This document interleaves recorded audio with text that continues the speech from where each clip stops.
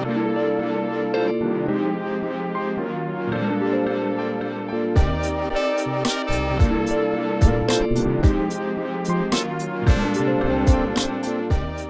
next up, Timmy, we've got Rob Machado's creeper board. I'm looking forward to this one. Yeah, this is a cool board. So this is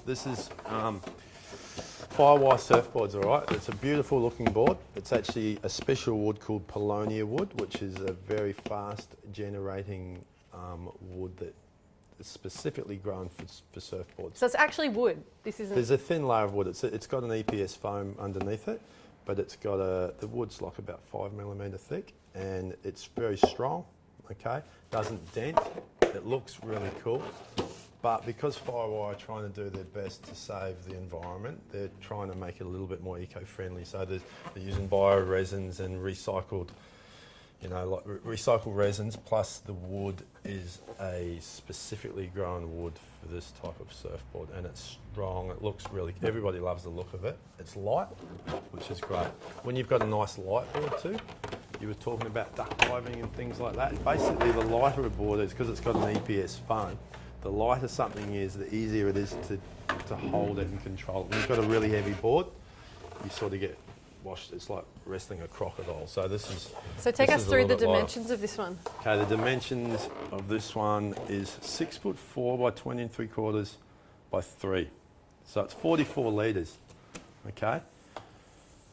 Once again, the literage is every board that I'm showing you tonight comes in goes from 5'6" to 6'6", this particular model. All right, they usually go up in about 2 litre increments. 44 litres would be a great board for someone probably coming down from something like the Creative Army, getting a little bit smaller. You're paddling, you're getting your paddling strength, you're pretty nimble, you're catching the waves easy, you're standing up and you want to start doing little hot dog manoeuvres. This is going to be fantastic. So great type of board for the next stage, really. And what kind of conditions would best suit this board, do you reckon? Once again, like most of them, anything from sort of 1 foot to, whatever you want to call that. But duck diving's not going to be that easy on that either. That's still quite a hard board to duck dive because there's quite a lot of volume in it.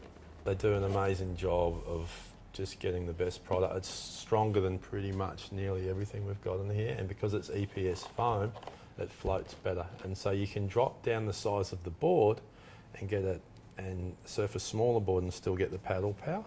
Okay, 995 it's not the most expensive. It's up there. It's like just over average, I suppose. You can get $600 boards like that. They won't surf as well though. And what would be the best fin setup for this particular board for a female surfer?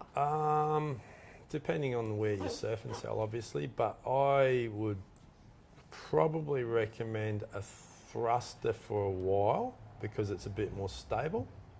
Okay.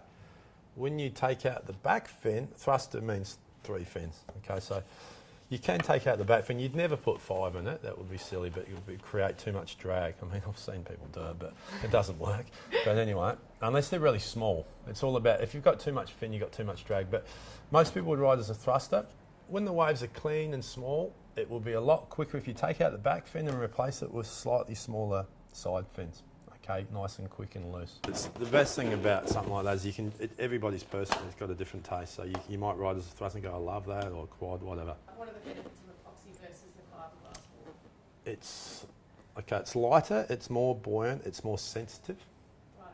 So you can, this board here, if this was made in fiberglass, it would be probably nearly twice as heavy and it would be a bit slower. Right. But on windy, choppy conditions, when it's really windy and the waves are bouncing around, they're not as good. They're not, well, you have to learn how to surf it. They're more sensitive. Okay, so it's usually small, and people never usually ride epoxy boards when the waves are big and powerful because they surf on top of the water more.